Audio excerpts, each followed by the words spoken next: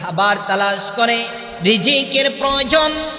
মালিক বলেন ইল্লা আলাল্লাহি রিজকুহা, আমি রব দায়িত্ব নিয়েছি, আমি রব এই নিজ দায়িত্বে রিজিকের ফয়সালা করে দেই। সুবহানাল্লাহ বলে, রবে বললেন আমি দায়িত্ব নিয়েছি।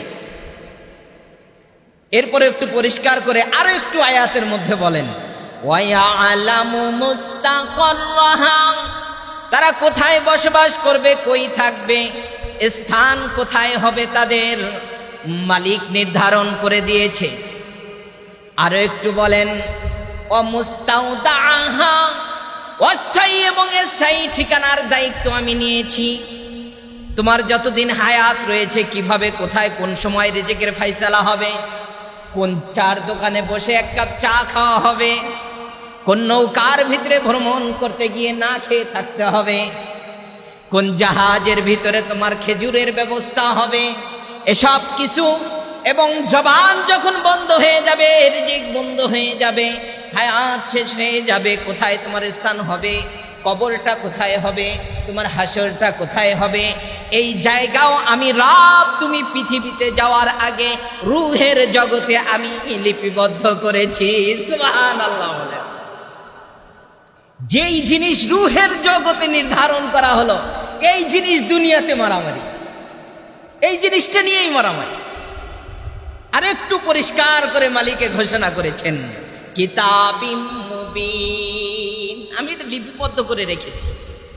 প্রশ্ন থাকতে পারে আল্লাহ মনে হয় জবানে বলেছেন, না, আমি আমার তখতে সেই মাহফুজ পবিত্র কোরআন তখতে মাহফুজের মধ্যে আমি লিপিবদ্ধ করেছি।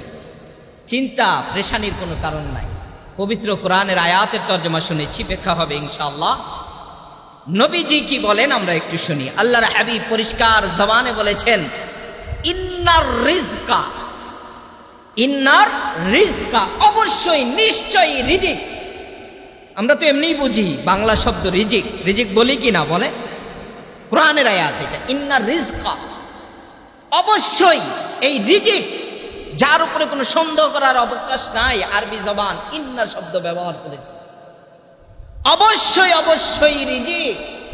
এই রিজিকটা মালিকে বলেছেন লিয়াতলুবুল আবদা, রিজিক মানুষকে তালাশ করে। সুবহানাল্লাহ বলেন। একটু প্রশ্নটা ব্যতিক্রম কিনা হাদিস থেকে। আল্লাহ বলেছেন আমি রিজিকের ফয়সালা করেছি, আর নবীজি বললেন রিজিকটাই মানুষকে তালাশ করে।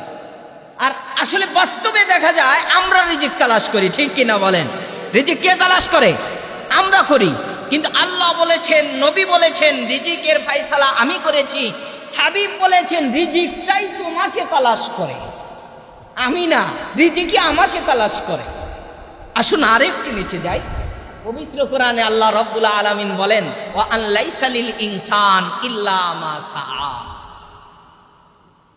মানুষ চেষ্টা করে, মানুষ কি করে? চেষ্টা করে। আর পৌঁছিয়ে দেওয়ার দায়িত্ব রিজিক এটা আল্লাহ রাব্বুল আলামিন নিয়েছেন। বলেন সুবহানাল্লাহ। তাহলে হাদিসের সাথে কোনো সংঘর্ষ নাই। বান্দার কাজ হলো একটু চেষ্টা করা, আর রিজিকটা ওই চেষ্টার মাধ্যমে আমার পর্যন্ত তালাশ করে করে কে ফয়সালা করেন? জোরে বলতে হবে কে? আল্লাহ। আসুন আমরা সূরাতুজ জুমার ভিতরে যাই। আল্লাহ রাব্বুল আলামিন বলেছেন ফাইদা কুদিয়াতিস সালাহ, যখন নামাজ শেষ হয়ে যায় তোমার, যেই নামাজ হোক, তাফসিরে বলেছেন এখানে সালাত দ্বারা জুমা উদ্দেশ্য, আবারও এক তাফসিরে বলেছেন ইবাদত উদ্দেশ্য, ইবাদত উদ্দেশ্য।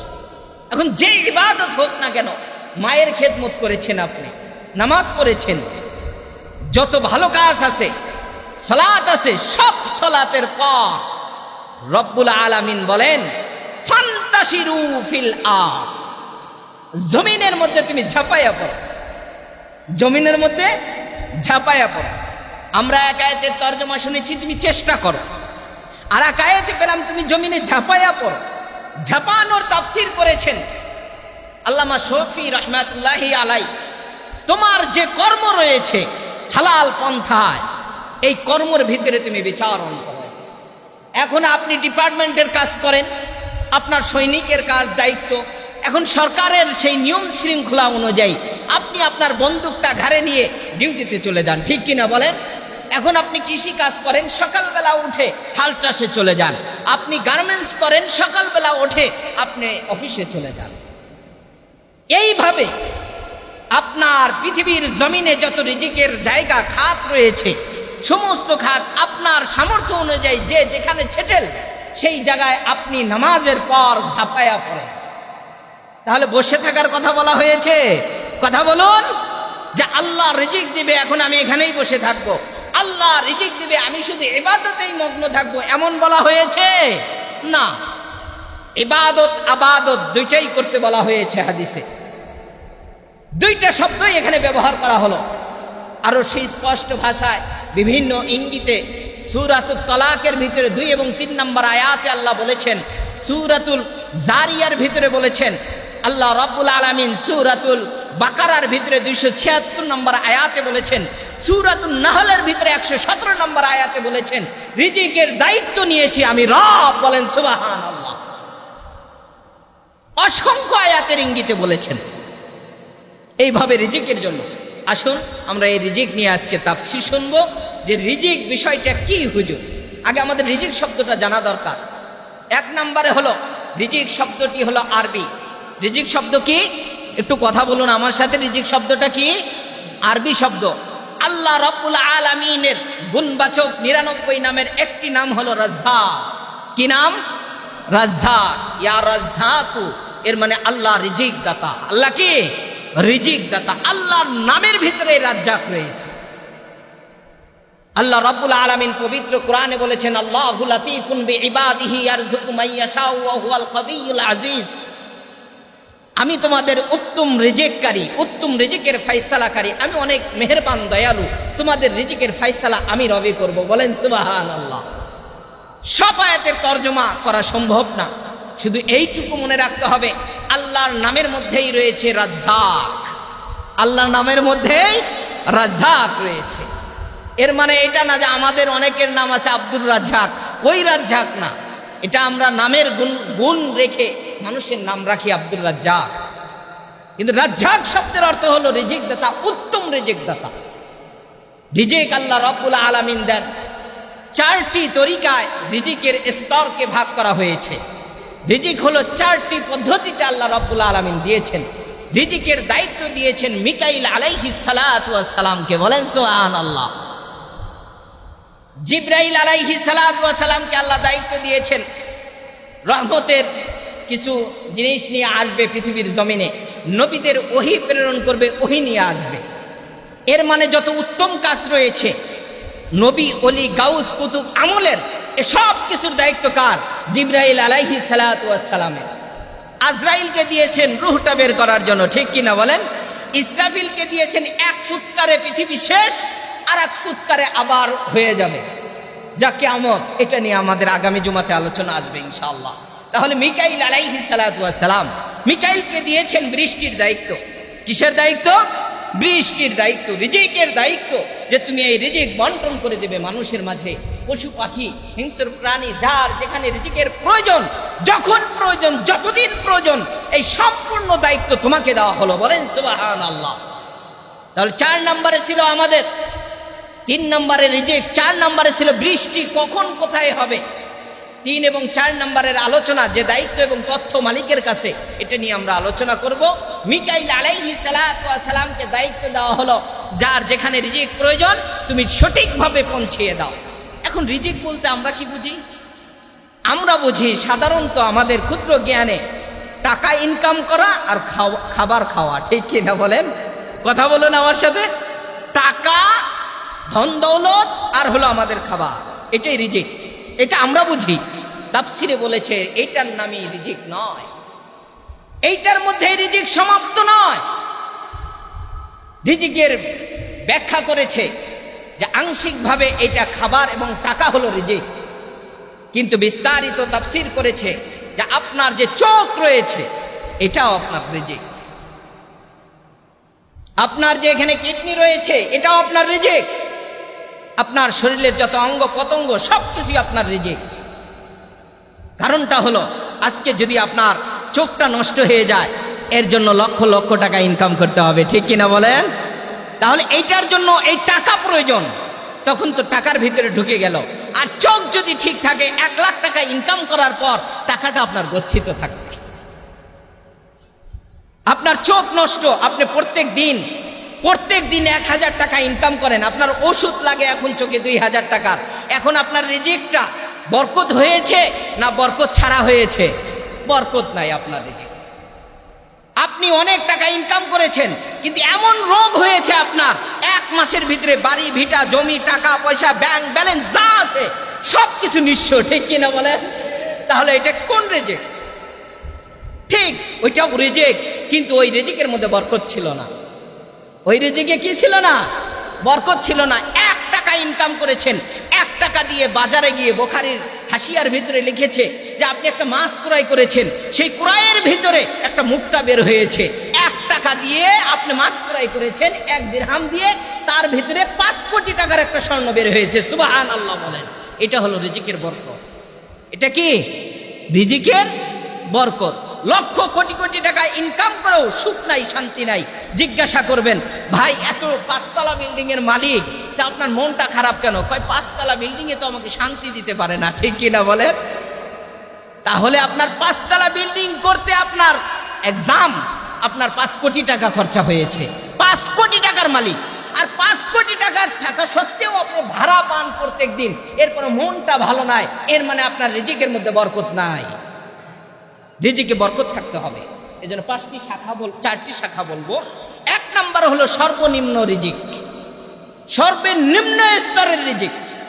নাম্বার 2 সর্বোচ্চ স্তরের রিজিক। নাম্বার 3 উত্তম রিজিক। নাম্বার 4 পূর্ণ রিজিক। এই 4টি স্তরে তাফসীরের মধ্যে বলেছে রিজিকের শ্রেণী বিন্যাস করেছে। 1 নম্বরে যে আমরা বলি রিজিকের সর্বনিম্ন যেটা রিজিক বলা হয়, সেই সর্বনিম্ন রিজিকটাকে আমরা সর্বোচ্চে পৌঁছিয়ে দিয়েছি। তা হলো টাকা পয়সার ধন দৌলত। এই রিজিকটাকেই আমরা সবচেয়ে বড় রিজিক মনে করি, কিন্তু না, তাফসীরে বলেছে এটাই হলো সর্বনিম্ন রিজিক। স্তরের ভিতরে 4 নম্বর সিরিয়ালে হলো এই রিজিক।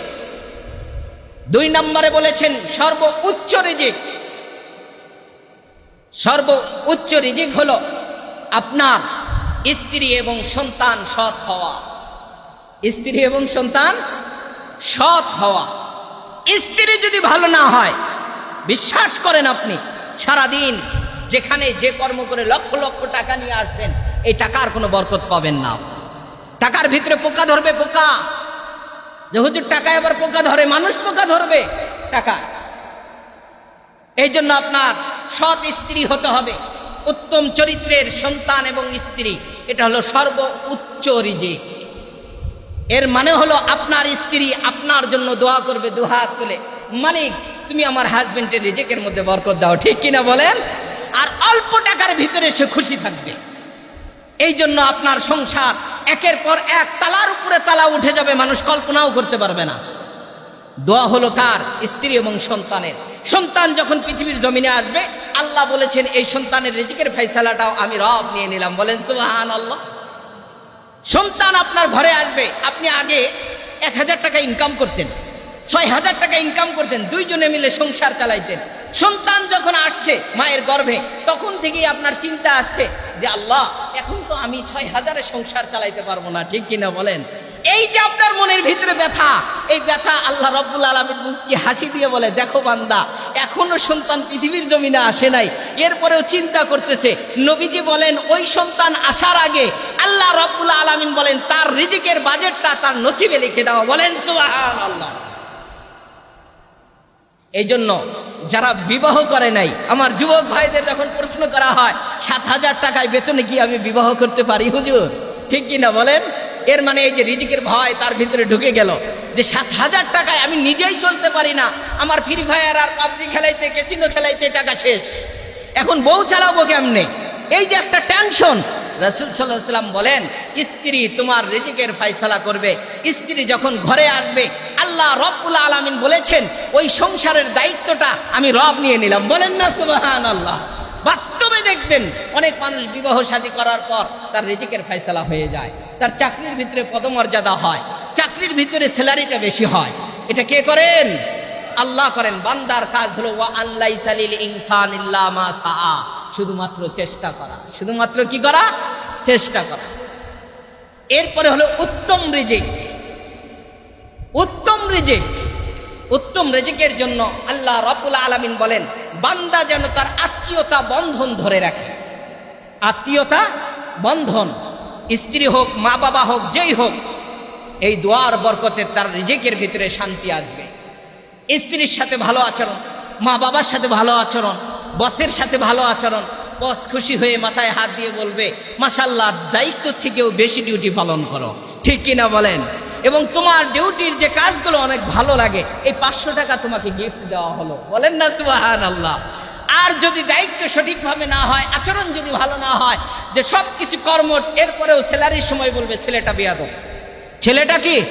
বেয়াদব। হয় আপনার প্রাপ্য স্যালারি পাবেন, না হলে কম দিবে আপনাকে।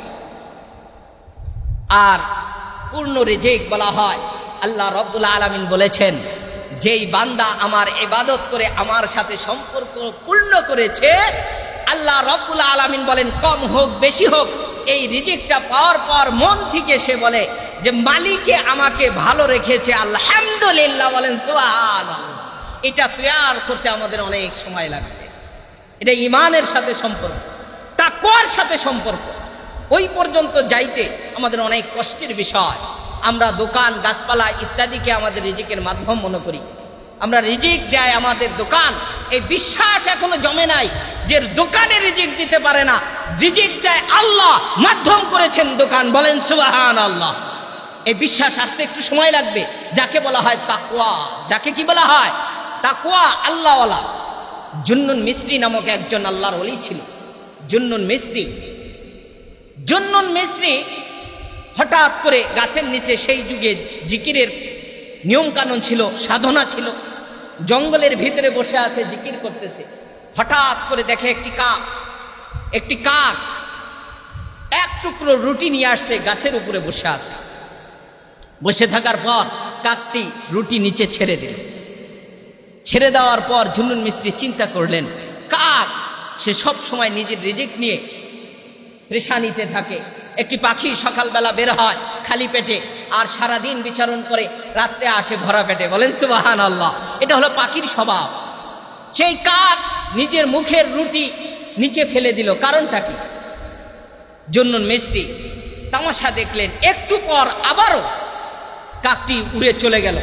চলে যাওয়ার পর কোনো এক জায়গা থেকে যে কোনো সিস্টেমে একটু পানি পলির ভিতরে হোক, যেমন হোক, নিয়ে আসছে। আসার পর আবার ওই গাছের উপরে দাঁড়িয়ে ঠিক ওইভাবে ছেড়ে দিল। জুন্নুন মিসরির সন্দেহ লাগতেছে, কারণটা কি? জুন্নুন মিসরি 1 পা 2 পা করে গাছের নিকটে আসছেন। কি ঘটনা ঘটেছে দেখা লাগবে, ঘটনা দেখতে হবে। জুন্নুন মিসরি আল্লাহর ওলি বুজুর্গ, দেখেন গাছের নিচে একটি কূপ রয়েছে। এই কূপের ভিতরে আল্লাহর এক বান্দা, অন্ধ একটি ফকির, রাস্তার ধার দিয়ে যাওয়ার সময় ওই কূপের ভিতরে পড়ে গিয়েছে। ওই অন্ধ ব্যক্তি ওই কূপের তলদেশ থেকে চিন্তা ভাবনা করলো, সেই যুগে কূপের প্রথা ছিল, কুয়ার প্রথা ছিল। একটি কূপ, এই কূপে কোনো পানি ছিল না, পরিত্যক্ত কূপ। এই কূপের ভিতর থেকে ওই ফকির, অন্ধ ফকির চিন্তা করলো, আমি যদি এখান থেকে চিৎকার করি কোনো মানুষ শুনবে না, কোনো মানুষ জানবে না, কেউ আমাকে হেল্প করবে না।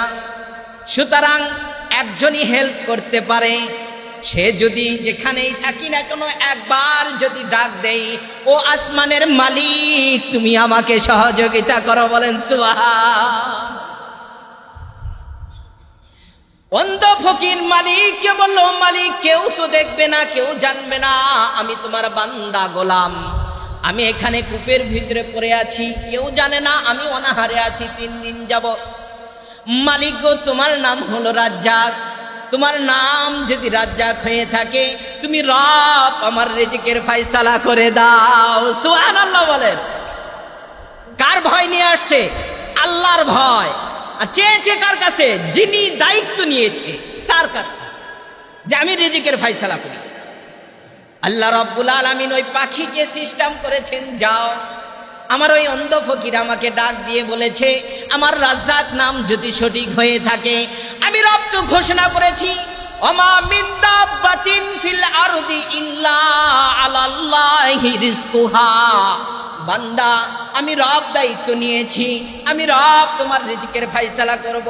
যেখানে যতদিন যে অবস্থায় তোমার হায়াত রয়েছে, একটি মাত্র কতরা পানি যদি তোমার রিজিকে থাকে, ওই পানিটাও আমার মিকাইল পৌঁছিয়ে দিবে। একটা ভাতের টুকরা যদি তোমার রিজিকে থাকে, ওইটাও পৌঁছিয়ে যাবে। মালিক বলেছেন, ঘোষণা করেছেন, ডাক দিয়েছে রাজ্জাক বলে। আল্লাহ বলেন তার রিজিকের ফয়সালা আমি করে দিলাম। বলেন সুবহানাল্লাহ। জুন্নুন মিসরি ওনাকে প্রশ্ন করার পর বললেন, এইভাবে পাখি আপনার রিজিকের ইয়ার টুকরা নিয়ে এসেছে, রুটির কারণটা কি? ইতিহাস জানার পর জুন্নুন মিসরি মালিকের দরবারে সিজদা করে বললেন, আল্লাহ, তোমার কুদরত বোঝা সহজ নয়, তোমার কুদরত বোঝা সহজ নয়। তুমি তো চাইলে তুমি তো আসমান থেকে দিতে পারো সরাসরি, যেমন দিয়েছো ময়দানে তীর ভিতরে সেই মূসা আলাইহিস সালামের জনগোষ্ঠীকে, তুমি আসমান থেকে সরাসরি রিজিক দিয়েছো। কিন্তু না, দাম থাকে না, সম্মান থাকে না, এই জন্য আল্লাহ বলে ডাক দিয়েছে, মালিকে বললেন মাধ্যম করে তোমাকে রিজিক দিয়েছি। বলেন সুবহানাল্লাহ। এই রিজিক নিয়ে এখন আমাদের কি অবস্থা একটু আমাদের মধ্যে আলোচনা করি। আপনাকে খুন করে আপনার টাকাগুলো নিয়ে নিচ্ছে, ঠিক কিনা বলেন? এরপরে আপনার গরু বাছুর ইত্যাদি বিভিন্ন জায়গায় খবর পাওয়া যাচ্ছে চুরি করে নিচ্ছে, এটা তার রিজিক মনে করে, এটা আমার রিজিক। এইভাবে যে যে যাকে পারে সবল ব্যক্তি দুর্বল ব্যক্তির উপরে হামলা করে আপনার রিজিকের নেশা আপনি নিয়ে নিচ্ছেন। কিন্তু আল্লাহ তো আপনাকে রিজিকের ফয়সালা করেছে, কিন্তু আপনি ওইভাবে চাওয়ার মতো চাইতে পারেন নাই, মেহনত করতে পারেন নাই। যে ভাইয়েরা ভিক্ষা করে, ভিক্ষুক, তারাও তো রিজিক পায় কি না? কিন্তু ভিক্ষা হলো সর্বনিম্ন জায়েজ একটি পন্থা। রাসূল বলেছেন, তুমি তোমার সামর্থ্য নিয়ে মাঠে ঘাটে ঝাঁপাইতে থাকো, আল্লাহ তোমার রিজিকের ফয়সালা করে দিবে। শক্তি অনুযায়ী ঝাঁপাও। অনেক ভাইরা রয়েছে সামর্থ্য থাকা সত্ত্বেও ভিক্ষার হাত বাড়িয়ে দেয়, কিয়ামতের ময়দানে তাদের কপালে লেখা থাকবে ফকির। কি লেখা থাকবে? ফকির। সাহাবায়ে কেরাম এর মধ্যে একজন সাহাবী আসছে রাসূল সাল্লাল্লাহু আলাইহি ওয়াসাল্লামের কাছে, ইয়া রাসূলুল্লাহ, আমাকে কিছু দান করুন। রাসূল সাল্লাল্লাহু আলাইহি ওয়াসাল্লাম বললেন, তোমার যে শক্তি সামর্থ্য রয়েছে সেই অনুযায়ী তুমি তো কর্মঠ কাজ করতে পারো। বললেন, আমার কিছুই নাই। আল্লাহর হাবিব সাহাবাদেরকে বললেন, কেউ কি আসো তাকে একটি কুঠার কিনে দিবে? কুড়াল? একজন সাহাবী বললেন, আমি কিনে দেব। এই কুঠার দেওয়ার পর লম্বা ইতিহাস। এখন বন জঙ্গলে কাঠ কেটে বাজারে বিক্রি করে। একদিন বিশ্বনবীর কাছে হাদিয়া নিয়ে আসছে, ইয়া রাসূলুল্লাহ, আপনি যে সেই কুঠার কিনে দিয়েছিলেন, এইটা দিয়ে আলহামদুলিল্লাহ আমার ফ্যামিলি অনেক সুন্দরভাবে চলতেছে। বলেন সুবহানাল্লাহ। ভিক্ষার থলা হাতে নেওয়া থেকে কুঠার হাতে নেওয়া ভালো। আপনি কর্মঠ হন, আল্লাহ আপনাকে পৌঁছিয়ে দিবে। আপনি রিজিকের টেনশনে আছেন, এই জন্য আরেকজনকে হামলা করেন, আরেকজনকে মারেন, আরেকজনেরটা পকেট থেকে নেওয়ার চেষ্টা করেন। এই রিজিক যদি আপনার থাকে, যে কোনো মাধ্যমে চলে আসবে, যে কোনো মাধ্যমে চলে আসবে। একজন আল্লাহর ওলির ঘটনা বলে আরেকটু আলোচনায় যাব। সে রাস্তা দিয়ে যাইতেছিল, বাগদাদ শহরের ঘটনা। যাওয়ার সময় দেখে গমের ভিতরে তার নাম লেখা আছে। এলাকার মুন্সি, ছোটখাটো ইমাম। উদাহরণস্বরূপ আমি রাস্তা দিয়ে যাইতেছিলাম, যাওয়ার পরে দেখি গমের ভিতরে আমার নাম, তাহলে সম্ভাবনা এটা আমারই, এটা কি আমার। এই জন্য হুজুর মানুষ এখন যদি আপনাকে না বলে রাস্তায় গিয়ে আমি ধান ক্ষেতের ভিতরে গম খেতে যা গম উঠাইতে থাকি, আপনি কি আমাকে ছেড়ে দিবেন? বলেন না। গমগুলো উঠায় সে তার পকেটে জেবে ভরতেছে। এখন গমের মালিক আসছে, আসার পর বলে, কি ব্যাপার হুজুর, টুপি মাথায় দিয়ে লম্বা পাগড়ি বেঁধে আর এত সুন্দর জামা পরে আপনি আমাদের গম ক্ষেতের ভিতরে কি করেন? প্রশ্ন আছে কিনা বলেন? কয় না, এই কথা বলে লাঠি সোটা নিয়ে যেভাবে মারা যায় মারপিট করে বাড়িতে পাঠিয়ে দিছে। এখন চিন্তা করলো কারণটা কি? আমি তো ওখানে রিজিক দেখলাম যে আমার নাম লেখা হোসাইন আহমদ, কিন্তু আমাকে আবার মারপিট করলো কেন? কারণ কি? এক সপ্তাহ 15 দিন 1 মাস পর গম পাকার পর সেই গমটা আবার গম থেকে বের করে যখন আটা করা হলো, আটা করার পর রুটি বানানো হলো। এখন ওই গ্রামের ভিতরে আর কোনো হুজুর নাই। প্রথম গমের রুটি তো অবশ্যই খাওয়াইতে হবে হুজুরকে, আছে কি না প্রথা বলেন? খাওয়াইতে হবে, রুটি দাওয়া করতে হবে। নানান প্রথা অনুযায়ী এখন রুটি হুজুরকে খাওয়াইতে হবে, হুজুর তো নাই এলাকায়। এখন ওই লোক ঘুরতে ঘুরতে ঘুরতে ঘুরতে আপনাদের বাইতুল নাজাত মসজিদে আসার পর দেখি ইমাম সাহেব এখন ওই সময় আর চিনতে পারতেছে না তার পোশাক আদিতে। হুজুর আপনি যদি আমার বাসায় যাইতেন, যাওয়ার পর একটু রুটি খাইতেন, দোয়া করতেন, মিলাদ মাহফিল করতেন, আমার জন্য ভালো হতো। হুজুর এখন বিশ্বাস করে উনি ওনাকে চেনে নাই, না চিনে বাসায় চলে গেছে। যাওয়ার পর এখন রুটি যখন সামনে নিয়ে আসছে, আসার পর রুটির ভিতরে লেখা হুজুরের নাম। এখন ওই রুটি আর হাত দিয়ে ধরে না, মুনাজাত মিলাদ সব শেষ, রুটি ধরে না। কারণ কি হুজুর? ওই রুটি খাওয়া যাবে না। এই রুটি খাওয়ার জন্যই আমি মার খেয়েছি আপনার হাতে। আবার যদি খাই তাহলে সম্ভাবনা আপনার বউ আমাকে সাইজ করবে। এখন রুটি খাওয়া যাবে না। কয় হুজুর আস্তাগফিরুল্লাহ, রুটি যদি না খান তাহলে সাইজ করব আপনাকে। কারণ অনেক কষ্ট করে আমরা রুটি তৈরি করেছি, রুটি আপনার খাইতে হবে। আমার স্ত্রী অনেক মহব্বত করে আপনাকে দাওয়াত দিয়েছে, রুটি না খাইলে আপনাকে সাইজ করা হবে। এখন হুজুর বিপদে, কি করি? রুটি খাবো না ছেড়ে চলে যাব? রিজিকের ফয়সালা কে করেন? আপনি যদি মাতাব্বরি করেন তাহলে সাইজ হয়ে যাবে। যখন যেই সময় রিজিক আল্লাহ দিবে ওই সময় আসবে। এর আগে যদি নিতে চান তাহলে চুরি করতে হবে, এর আগে যদি নিতে চান আরেকজনের ক্ষতি করতে হবে। আল্লাহ রাব্বুল আলামিন বলেছেন ঠিক সময়ে ওই রিজিক মুখে ঢুকবে, এর আগে ঢুকবে না, এক সেকেন্ড আগেও ঢুকবে না। এই জন্য বুজুর্গ আল্লাহর দরবারে সিজদায় পড়ে গেল, মালিক তুমি রিজিকের ফয়সালা করেছো 1 মাস পরে, আর আমি 1 মাস আগে খাওয়ার কারণে আমার এই অবস্থা, ঠিক কিনা বলেন? এই জন্য বিসমিল্লাহ বলে রিজিক মুখে উঠায় নিল। যদি কোন আল্লাহ কেমনে খাওয়ায় তাহলে আবার আল্লাহ সাইজ করবে না, আল্লাহ খাওয়াবে, সময় মতো খাওয়াবে আপনাকে। যদি বলেন কেমনে খাওয়াই দেখবো, রিজিকের মালিক আল্লাহ, আমি কিছুই করব না, খাওয়াই কেমনে এইটা দেখবো, তাহলে মায়ের খাবেন আপনি। এই জিদ করে আছে কিনা এমন মানুষ বলেন? আল্লাহ খাওয়াই যেহেতু কিভাবে খাওয়াই দেখবো। এখন বাপে বলে মা, মায়ে বলে বাবা তুমি খাও, কয় না আল্লাহ কেমনে খাওয়াই দেখবো। এখন বাবাও বলতেছে বাবা খাও না, স্কুলের সময় হচ্ছে, কয় না হুজুর বলেছে রিজিকের মালিক আল্লাহ, আল্লাহ কেমনে খাওয়াই দেখবো। এই জিদ করে শেষ পর্যন্ত এখন বাসা থেকে বের হয়ে গেল, কেউ খাওয়াইতে পারে না খাবার, জঙ্গলের ভিতরে যায় একা একা বসে আছে। আল্লাহ কেমনে খাওয়াই দেখবো। মাগরিব হয়ে গেল, একদল ডাকাত, সেই ডাকাত এখন ওই রাস্তা দিয়ে চুরি করে যাওয়ার সময় চিন্তা করলো এই গাছটার নিচে যদি আমরা বসি তাহলে এখানে আমাদের টাকা পয়সাগুলো ভাগ করা যাবে। কি করা যাবে? ভাগ। দূর থেকে এটা টার্গেট নিয়ে তারা আসতেছে। এদিকে তার মা বাবা আত্মীয় স্বজন 2 দিন যাবত খায় না, 3 দিন যাবত খায় না, ছেলে খায় না, অনাহারে কোথায় গেল? খুঁজতে খুঁজতে দেখে গাছের উপরে বসে আছে। কোথায়? গাছে। জিজ্ঞাসা করলো বাবা তুমি আসো, কয় না আল্লাহ কেমনে খাওয়াই দেখবো, এটাই আমার ইচ্ছা। এখন মা বাবা চিন্তা করলো, এখন রাগ করেছে, সন্তান বোঝে না, দেখা যাক আমরা খাবারগুলো এখানে রেখে দিই। যদি গাছ থেকে নামে তাহলে খাবার দেখলে খাবার খাবে। এখন সুস্বাদু খাবার, এরকম খাবার বিরিয়ানি টিরানি সেখানে নিচে রেখে চলে আসছে মা বাবা। কিন্তু ওর চিন্তা হলো নিচে রাখলেও কাজ হবে না, গাছে ঝুলাই দিলেও কাজ হবে না, আল্লাহ কেমনে খাওয়ায় এটা আমি দেখবই আজকে। এখন কিছুক্ষণ পর সেই ডাকাতের দল আসছে। এত সুন্দর গ্রান কোথায় থেকে আসে, কি সুন্দর খাবারের গ্রান, নিশ্চয়ই আশেপাশে খাবার আছে। খুঁজতে খুঁজতে দেখে ওই গাছের নিচেই খাবার। কি ব্যাপার? কেউ হয়তো আমাদের জন্য একটা ফাঁদ পেতেছে যে আমাদেরকে ধরবে, এই টাকাগুলো নিবে, এই জন্য এখানে বিষ মাখানো খাবার এই গাছের নিচে রেখে দিল। নিশ্চয়ই এখানে কেউ চক্র পেতে, জাল পেতে বসে আছে। চতুর্দিকে লাইট টাইট মারার পর দেখে গাছের উপরে ওই আল্লাহর বান্দা সুন্দরভাবেও তাকায় দেখতেছে কি করে, আল্লাহ কেমনে খাওয়ায়। এখন এরাও দেখতেছে ওকে, ও আচ্ছা শিকারি তো পেয়েছি আমরা, ডাকাতি অনেক করেছি, আগে এটা ধরি। এখন গাছ থেকে নামানোর পর বুঝতেছেন তো কি অবস্থা, মারটা কেমন হতে পারে।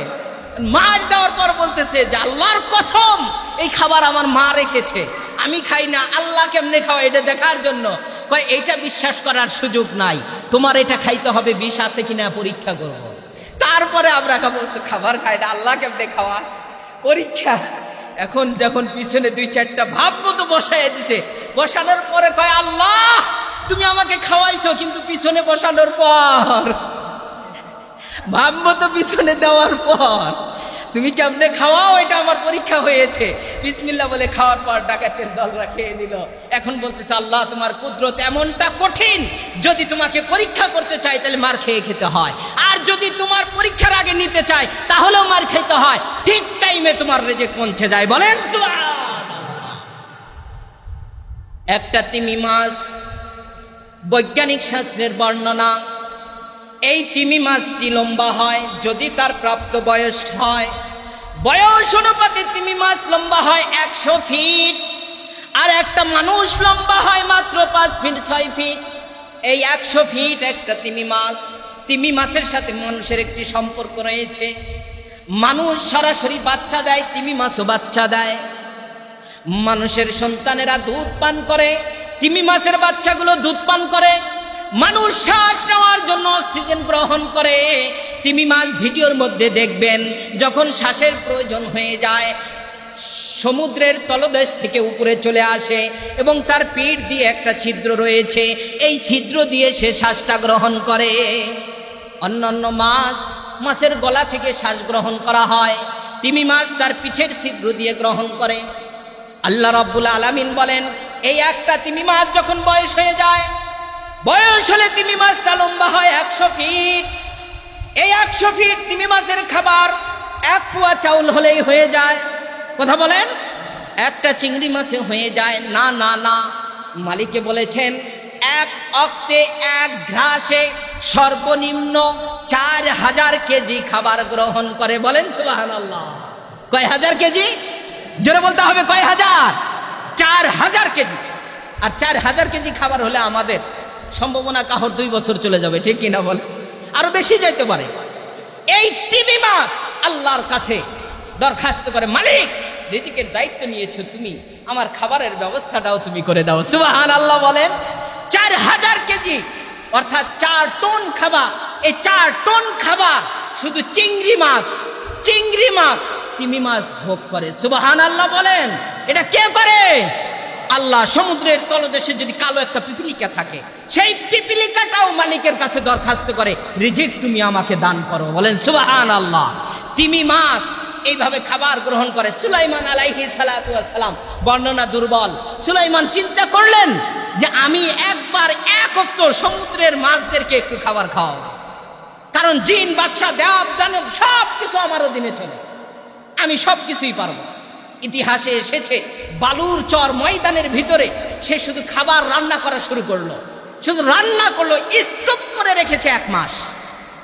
রাখার পর আল্লাহর কাছে সিজদা করে বলে, আল্লাহ তোমার নাম তো রাজ্জাক, আমাকে তুমি শক্তি দিয়েছো, আমি একজন বাদশা সুলাইমান, আকাশে বাতাসে উড়তে পারি, সবকিছু আমার অধীনে আছে, জিন পরি দেবদানব হীরাকাঞ্চন মানিমুক্তা সবকিছু আমার অধীনে রয়েছে। মালিক একটা দরখাস্ত করি যে একবেলা শুধু সমুদ্রের মাছদেরকে খাও। আল্লাহ রাব্বুল আলামিন মুস্কি হাসি দিয়ে বলেন যে তুমি পরীক্ষা করো আমাকে, এক বেলা এক ওয়াক্ত সম্ভব নয়, একটা ঘাস খাওয়ানোর উপযুক্ত বয়স আর উপযুক্ত শক্তি তোমার নাই। এরপরে অনুরোধ করে আল্লাহকে বললো, আল্লাহ শক্তি দাও না তুমি। আচ্ছা তোমাকে পরীক্ষার জন্য একটু শক্তি দিয়ে দিলাম। সব মাছ তৈরি করার, সব খাবার তৈরি করার পর আল্লাহর দরবারে সিজদা করে বললেন, মালিক তুমি তোমার সেই সমুদ্রের মৎস্যদেরকে একটু বের করে দাও। এখন একটা তিমি মাছ বের হয়েছে। কয়টা? কথা বলেন, কয়টা? একটা তিমি মাছ, যার লেজ আর মাথা কোনো গণনা করার সময় নেই। বর্ণনায় এসেছে যে এই সাগরের মাথায় হলো তার মাথা, আর ওই সাগরের কিনারায় হলো তার লেজ। বলেন না সুবহানাল্লাহ। এই মাছটা শুধু বের হয়ে আসছে। আসার পর এখন যতগুলো খাবার তৈরি করেছে একটা থাবা দিয়ে খাবারগুলো নিয়ে চলে গেছে। সুবহানাল্লাহ বলেন। এখন সুলাইমান চিন্তায় পড়ে গেল, আল্লাহ তো বারবার বলেছে পারবো না, এরপরেও সঙ্গে সঙ্গে সিজদায় গিয়ে বলে, মালিক আমি অন্যায় করেছি, ভুল করেছি আমার সিদ্ধান্তের মধ্যে, তুমি আমাকে মাফ করে দাও। রিজিকের মালিক হলো তুমি, আসমানের মালিক রব। বলেন আল্লাহ। এই জন্য রিজিক কেউ দিতে পারবে না, রিজিক আপনিও নিতে পারবে না। এখন রিজিকের উত্তম পন্থা হলো, সব উত্তম রিজিক আল্লাহ রাব্বুল আলামিন বলেছে তুমি রিজিক এর তালাশের জন্য জিকির করো। কি করো? জিকির করো। আমি রব তোমার রিজিকের মধ্যে বরকত দিয়ে দেব, আমি রব তোমাকে রিজিক দান করব। আহমদ ইবনে হাম্বল রাহমাতুল্লাহি আলাই সে রিজিকের জন্য বয়ান করেছেন যে তুমি রিজিক তালাশ করার জন্য তোমার জবানে বলো আস্তাগফিরুল্লাহ, সুবহানাল্লাহ, লা ইলাহা ইল্লাল্লাহ, আল্লাহু আকবার। এর মানে আপনার তাসবিহাতের জিকির আপনি করেন। এই কথা শুনে একজন বয়ান শুনে গিয়ে সে এখন চুলার পরে যা রুটি বানাইতো, তন্নুর রুটি বানাইতো। রুটি বানাইতে বানাইতে একদিন দেখে যে রাত গভীর হচ্ছে, কিন্তু কোনো মানুষ আসে না, কোনো কাস্টমার আসে না আমার রুটি খাওয়ার জন্য। এখন রুটি যদি বিক্রি না করি, তাহলে এই রুটির টাকা দিয়ে আমার মা বাবার খেদমত করি, আমার মা বাবার সন্তানের জন্য রিজিকের ফায়সালা হয়। রুটি বিক্রি না হলে আমি কিভাবে কি করব।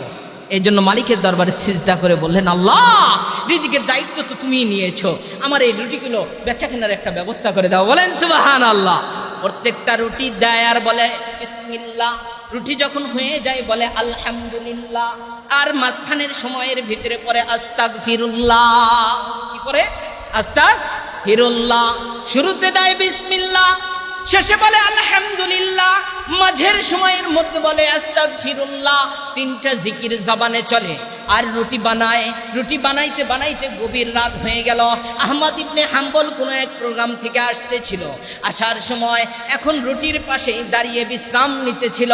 এই মুহূর্তের মধ্যে দেখে ওই ব্যক্তি শুধু জবানে বলে আস্তাগফিরুল্লাহ, আস্তাগফিরুল্লাহ, আস্তাগফিরুল্লাহ দেখতে থাকে শুধু।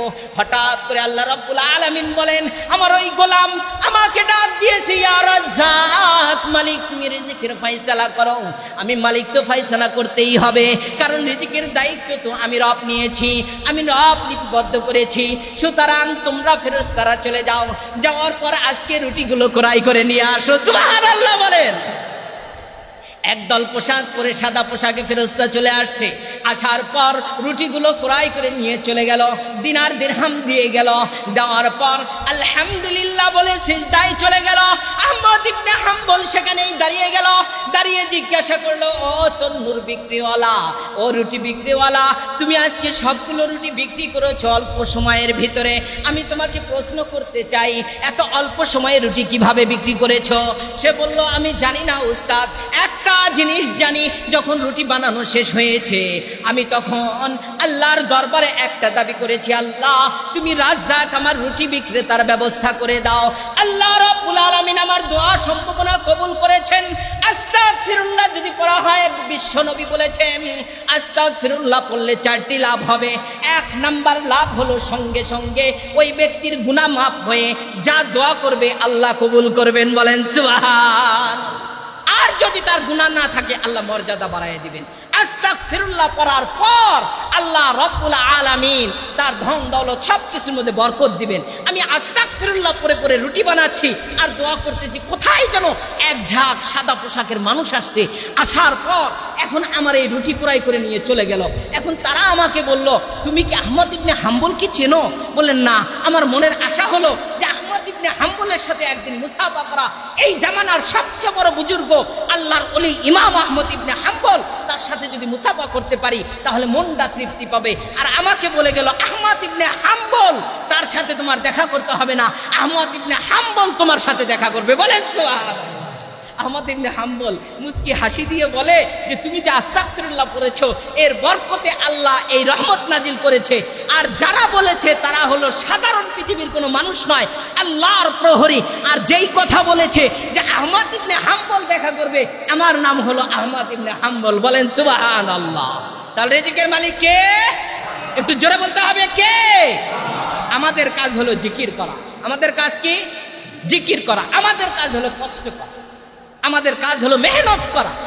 মেহনত আর কষ্ট যখন এক জায়গায় হয়ে যাবে, আল্লাহ রাব্বুল আলামিন বলবেন যে বান্দা আমার কাছে চেয়েছে, বান্দা আমার কাছে ডাক দিয়েছে, আমি দায়িত্ব নিয়েছি, পৌঁছিয়ে দিলাম। সকলে বলেন আমিন।